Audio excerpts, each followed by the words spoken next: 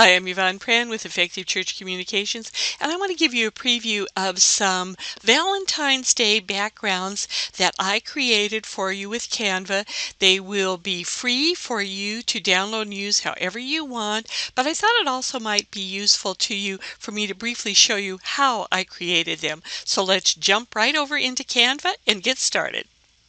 Here we are on Canva, and here's the first set of Valentine's Day backgrounds that I created and modified for you. Again, I'm going to show you in just a few minutes how I created them, but this set I have available as a free download, and you can use them in any way that you want. I am also giving you the Canva link to them so you can use them in your own designs on Canva. You can modify them to different sizes, just whatever you want to do with them.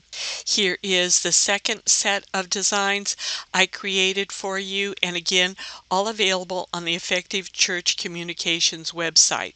Let me now show you briefly how I created these because it was just super simple. I'm back on my home screen in Canva, and whenever I start to do something like this, I start with an Instagram post. You could really start with any size that you want. I just find that it's very easy with Instagram. I can modify, do all kinds of other things, change sizes, post it immediately to Instagram, whatever I'd like to do with it. But I'm just going to get that out of the way. Now what I did is I created the initial image in Canva's text-to-image program. This is their artificial intelligence program. It's really not very good, to tell you the truth, but for simple things, it can come up with some really interesting things for you. And what I did is I just typed in Valentine's Day and hearts.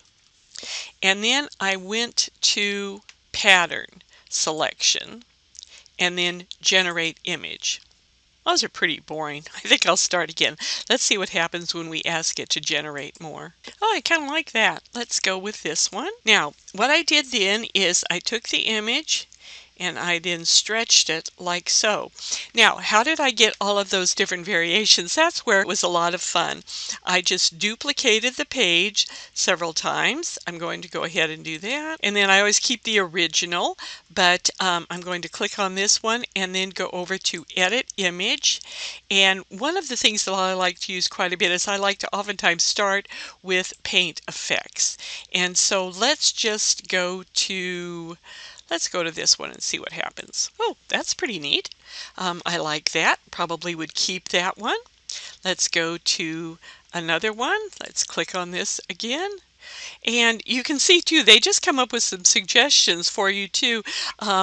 This one, Trippy, that looks kind of interesting. Oh, that's pretty neat. Let's try Mosaic. Oh, I like that one a lot.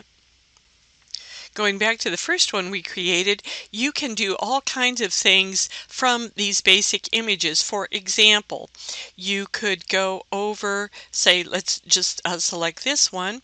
You can then go to Elements and say you just want to put in, say you want to add a verse or a saying or an invitation or whatever. You can put in a square.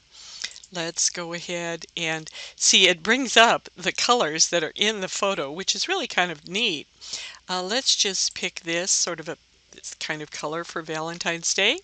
Then you can add a text to it. You can either do one of their selections if you like that, or you can just add a text box. And let's just say, God loves you. And of course we would want it quite a bit larger, so go up to the font size and let's make it 96. And that's a pretty boring typeface for Valentine's Day, so let's go up to their typefaces and see what else we might find. I kind of like this Obra Letra. I've been using it a lot. It's very clear, very easy to read, and yet it has a little bit of interest to it. Let's make the type size quite a bit larger and center it. Let's see how the typeface looks if it's a little bit lighter. And maybe we want to make the box not quite so solid. You just click on the box and up you click on the little image up there, and then you can adjust the transparency. Yeah, and there we have kind of a neat little image right there. Now, one other thing that you can do once you're in Canva is, say you don't want to do this with Instagram. If you want to resize it, say to make it a Facebook post, all you do is click on Facebook post and then resize, and ta-da!